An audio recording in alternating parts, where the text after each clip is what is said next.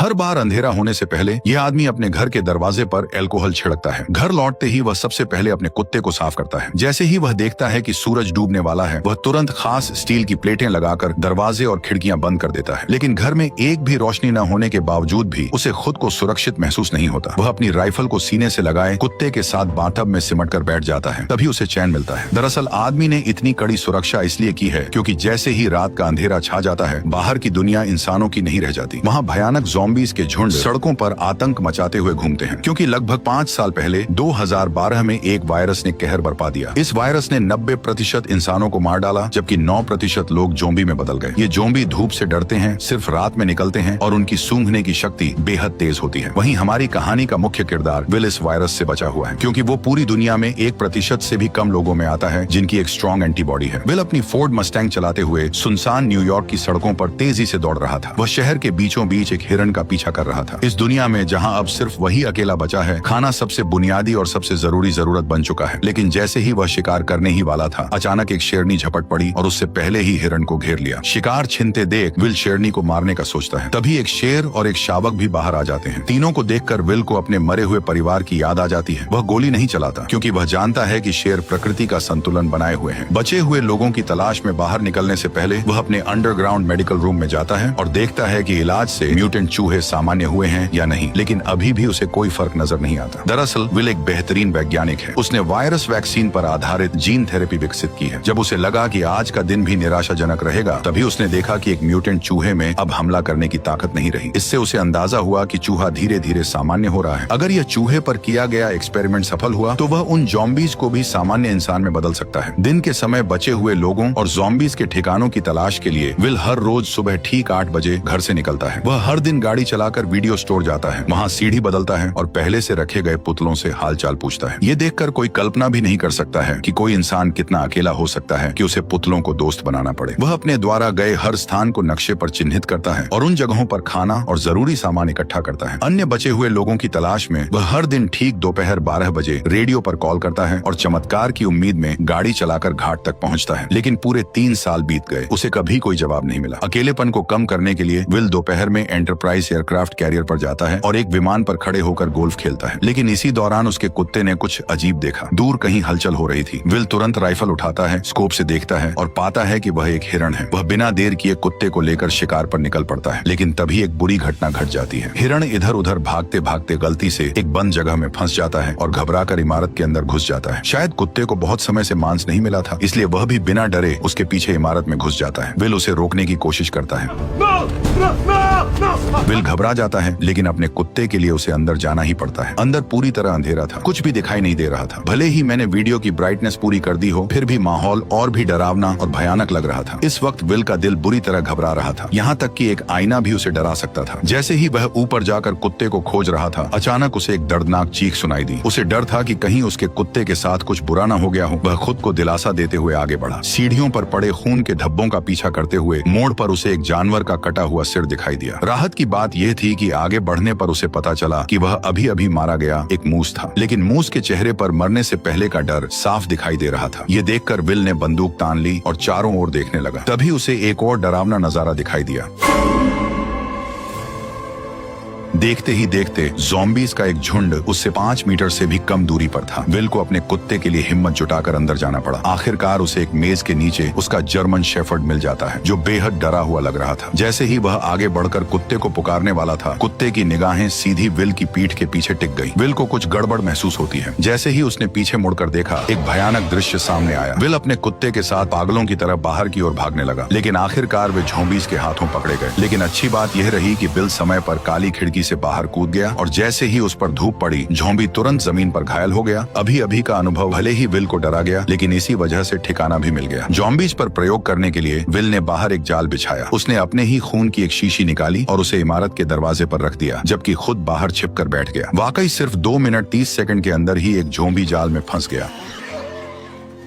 और जैसे ही जाल सक्रिय हुआ, एक जिंदा ज़ॉम्बी जबरदस्ती बाहर खींच लिया गया। लेकिन तभी एक गुस्से भरी दहाड़ के साथ एक डरावने चेहरे वाला ज़ॉम्बी अचानक बाहर आ गया, मानो वह विल को तुरंत ही जिंदा खा जाना चाहता हो। वह खुद भी नहीं समझ पाया कि यह ज़ॉम्बी इतना गुस्से में क्यों था। घर लौटने के बाद विल तो बस ज़ॉम्बी पर प्रयोग करने में ही लगा रहा। उसे बिल्कुल अंदाजा नहीं था कि ये फीमेल ज़ॉम्बी असल में अभी अभी दहाड़ लगा रहे उस ज़ॉम्बी किंग की पत्नी थी। विल के उसे पकड़ लेने की वजह से ही ज़ॉम्बी और इंसानों के बीच जंग पूरी तरह छिड़ गई। वह तो इस शहर का इकलौता जिंदा इंसान था, लेकिन उसे हैरानी तब हुई जब उसने देखा कि एक पुतले का सिर अचानक हिल गया। और भी डरावनी बात यह थी कि ये पुतला, जो असल में वीडियो स्टोर के दरवाजे पर होना चाहिए था, वह अचानक कई किलोमीटर दूर कैसे पहुंच गया, ये किसी को समझ नहीं आया। इतने में ही बिल ने अपनी बंदूक निकाली और पुतले पर तान दी, ये सोचकर कि किसी इंसान ने यहाँ पर उस पुतले को रखा है ताकि वो बिल से बात कर सके। लेकिन उसे आसपास कोई इंसान नहीं दिखा, क्योंकि असल में यह एक जाल है जो ज़ॉम्बी किंग ने बदले के लिए बिछाया है, क्योंकि उसने उसकी पत्नी को पकड़ लिया था। जब विल पुतले के पास जाता है और उसके नीचे पड़े पानी को देखने के लिए झुकता है, तभी अचानक ज़ॉम्बी किंग द्वारा बिछाया गया जाल सक्रिय हो जाता है और बिल हवा में लटक जाता है। विल के सिर पर लगी चोट के कारण वह बेहोश हो जाता है। जब सूरज डूबने वाला होता है, तब बिल अपनी अलार्म घड़ी को सुनकर जाग जाता है। जैसे ही सूरज की रोशनी खत्म होती है, डरावने ज़ॉम्बीज बाहर निकल आते हैं। तभी बिल अपनी कमर से चाकू निकालता है और घबराकर अपने पैरों में बंधी रस्सी को काटता है। लेकिन जैसे ही वह जमीन पर गिरता है, चाकू सीधा उसकी जांघ में घुस जाता है, जिससे अब और भी ज्यादा मुसीबत हो गई, क्योंकि डूबते सूरज की अंतिम किरणें गायब हो रही थी। अगले ही पल विल को गड़बड़ महसूस हुई। सामने की अंधेरी इमारत से डरावनी आवाजें आने लगी। इतने में ही ज़ॉम्बी किंग सामने आ गया और उसने 3 खूंखार शिकारी कुत्ते छोड़ दिए। लेकिन सूरज की बची खुची किरणों की वजह से वे उस तक नहीं पहुंच पाए। पर जैसे ही कुछ मिनटों बाद सूरज डूबता है, ज़ॉम्बी शिकारी कुत्ते पागल होकर हमला कर देते हैं। इस वक्त हमारे मेन कैरेक्टर की जान घायल है। उसकी जिंदगी और मौत के बीच उम्मीद की एकमात्र किरण है। वह जर्मन शेफर्ड है जिसने उसके साथ इस प्रलय में साथ निभाया है। ये जर्मन शेफर्ड उसका एकमात्र साथी है। उसके जीने की वजह है, उसे डर है कि उसका जर्मन शेफर्ड मर न जाए।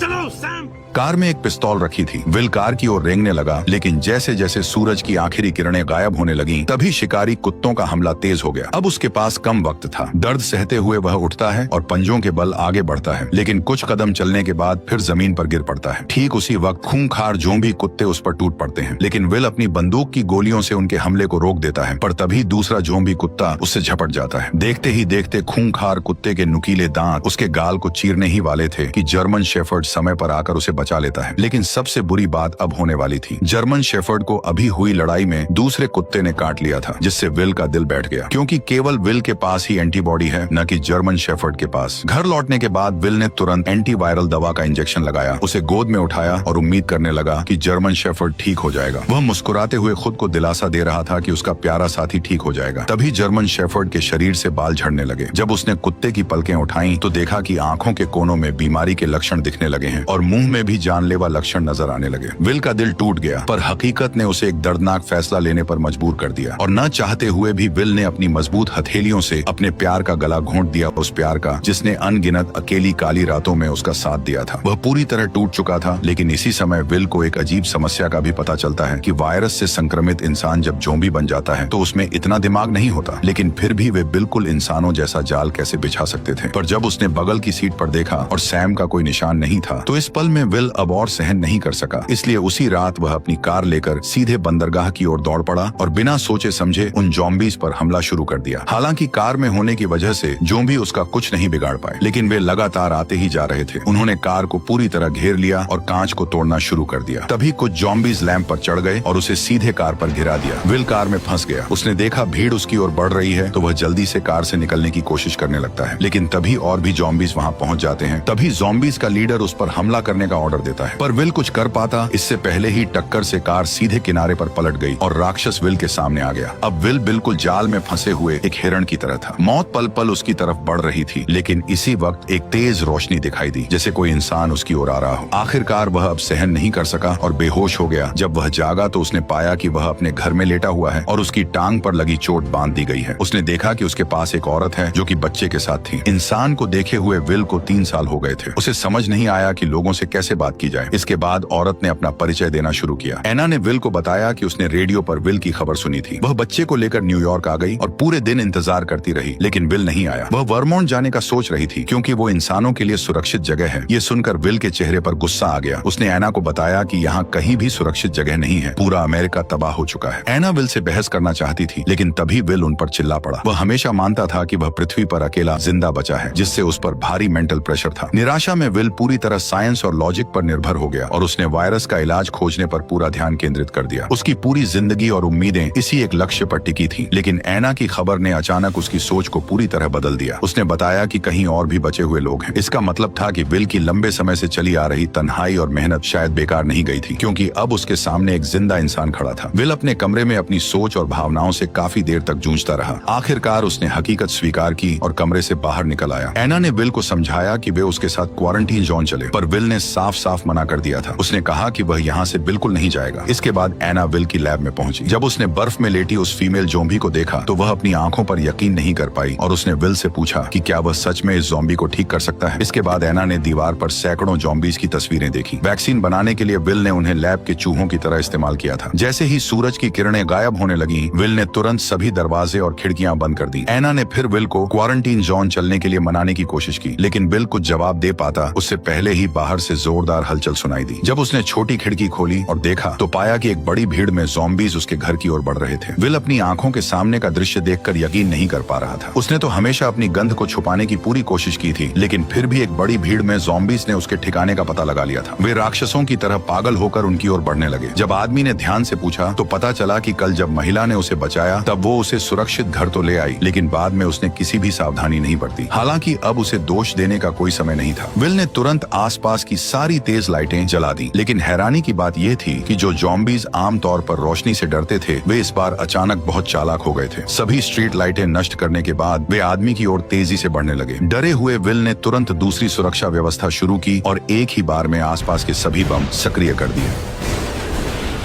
जब विल ने दोबारा देखा तो पाया कि सभी ज़ॉम्बीज बम धमाकों में मारे जा चुके थे, लेकिन जैसे ही वह एना को पुकारने लगा तो कोई जवाब नहीं मिला। तभी वह उसे ढूंढने ऊपर की ओर गया। ठीक उसी पल एक ज़ॉम्बी उस पर हमला कर देता है। वो उसे कसकर पकड़ लेता और सीधे जमीन से उठाकर मेज पर फेंक देता है। असहाय विल बेरहमी का शिकार बनता है। जैसे ही ज़ॉम्बी सोचता है कि विल मर चुका है, तब उसे पता नहीं होता कि वह अब तक नाटक कर रहा था। वह मौका पाकर पेचकस उठाता है और ज़ॉम्बी पर वार कर देता है, लेकिन यह वार उसे कोई नुकसान नहीं पहुंचाता। ज़ॉम्बी उसे उठाकर नीचे फेंक देता है। अब जैसे ही ज़ॉम्बी किंग गुस्से में उसकी तरफ गुर्राता है, तभी विल जल्दी से पास से एक राइफल उठा लेता है, पर ज़ॉम्बी ऐसे भाग जाता है जैसे उसे पता हो कि इंसानी हथियार कितने खतरनाक होते हैं। विल इधर उधर निशाना साधता है, लेकिन ज़ॉम्बी सीधे दीवार के पीछे छिप जाता है। इसलिए विल तुरंत गैस सिलेंडर पर निशाना साधकर गोली चला देता है।